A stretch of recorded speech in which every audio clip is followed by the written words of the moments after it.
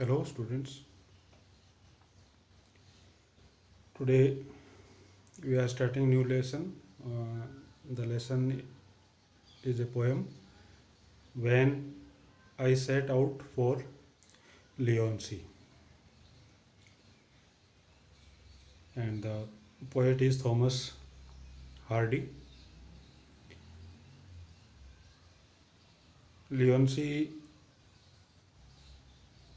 हम कह सकते हैं एक ऐसी प्लेस जिसके बारे में कुछ कह नहीं सकते कि ऐसा था या नहीं था. It is just like a imagine. तो जो ऑथर हैं वो अपने एक जब वो लियोनसी गए थे उसके बारे में यहाँ पर कुछ बताएंगे. तो आज के वीडियो में सिर्फ हम जो पोएट है उसके बारे में और जो पोएम की समरी टाइप है उसके बारे में डिस्कस करेंगे. नेक्स्ट वीडियो में हम पोएम एक्सप्लेनेशन करेंगे line to line, word to word. So first I am reading about the poet and the poem.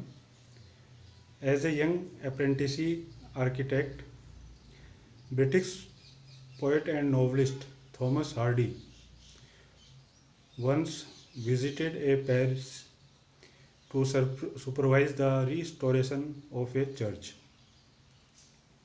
On his return from the parish, people noticed two things about him: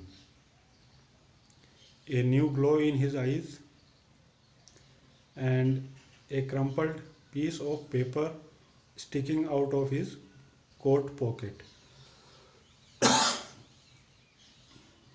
That paper, it is recorded in one of his biographies, contained the draft of a poem. And one line is also given. In next video we will read the poem,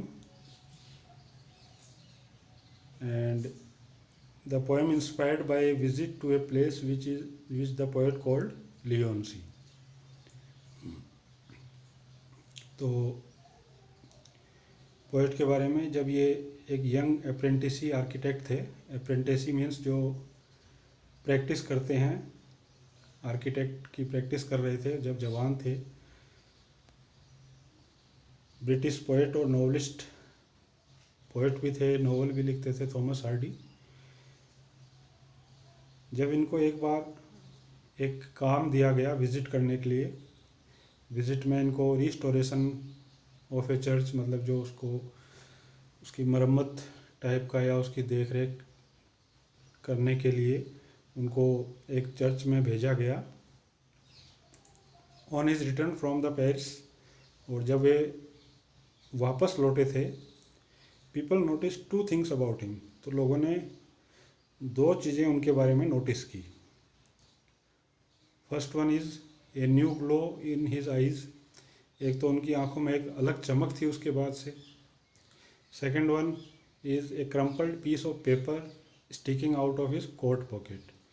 दूसरी चीज़ उन्होंने ये notice की लोगों ने कि उनके जो उन्होंने कोट जो पहन रखा था उसके पॉकेट में एक कोई पेपर जो था वो रखा हुआ था, स्टिक किया हुआ था, चिपक जैसा रखा था. That paper it is recorded in one of his biographies, और उस पेपर को उनकी जो बायोग्राफी है, जो उन्होंने अपनी बायोग्राफी लिखी थी, उसमें जो उस पेपर में लिखा हुआ था उस चीज़ों को इंक्लूड किया गया था. Content the draft of a poem, और वो एक पोएम का ड्राफ्ट था. एक तरह की पोएम कह सकते हैं, पोएम ही थी वो, जो कि उनकी बायोग्राफी में बाद में लिखी गई थी.